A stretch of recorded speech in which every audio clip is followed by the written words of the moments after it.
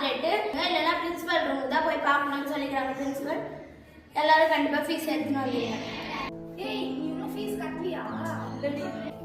ஏன் அங்கு வந்துட்டாரா? மறக்கலடி 2 நாள்ல ரொம்ப ஓவர் டைம் ஒர்க் பண்றாருடி.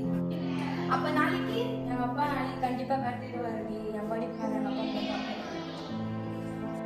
அப்பா ரொம்ப நல்லதுடி. எப்பவுமே டிசப்பாயிண்டே பண்ண மாட்டாருடி. சரி இயேசுவே ரொம்ப நன்றி.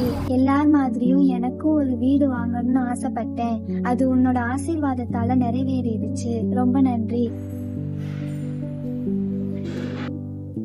ரொம்ப நல்லா இருக்கு. எங்க வீட்டோட பால் காய்ச்சி சிஸ்டர்.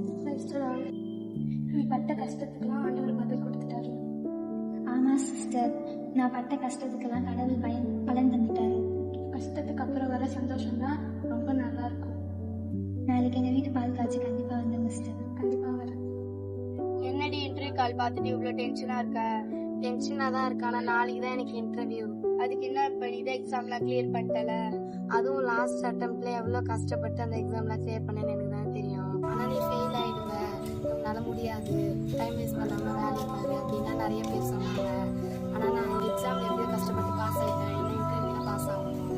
என்னால் முடியும், நீ கண்டிப்பாக பாஸ் பண்ணுவேன். பாஸ் பண்ணோன்னே ஃபர்ஸ்ட் டேட் எனக்கு தான் வைக்கிறேன்.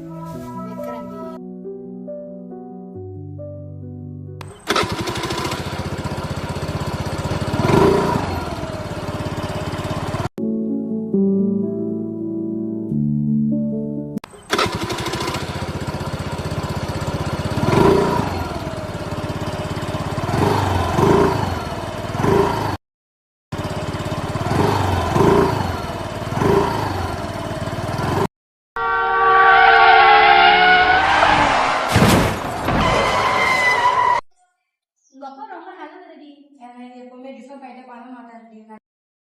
அதுவும் லாஸ்ட் அட்டம்ப்ட்ல எவ்வளோ கஷ்டப்பட்டு அந்த எக்ஸாம்லாம் கிளியர் பண்ணேன்னு எனக்கு தான் தெரியும். நீ பட்ட கஷ்டத்துக்குலாம் ஆண்டவர் பதில் கொடுத்துட்டாரு. ஆமா சிஸ்டர், நான் பட்ட கஷ்டத்துக்கெல்லாம் கடவுள் பலன் தந்துட்டாரு. பார்த்தீங்களா, சாலை விதிகளை பின்பற்றாததால் அவர்களை நம்பியிருந்த குடும்பம் இப்போது கேள்விக்குறியாக மாறியது. சாலை விதிகளை மதிப்போம், உயிரிழப்பை தடுப்போம். Avoid overspeed and Bluetooth without helmet also. Thank you.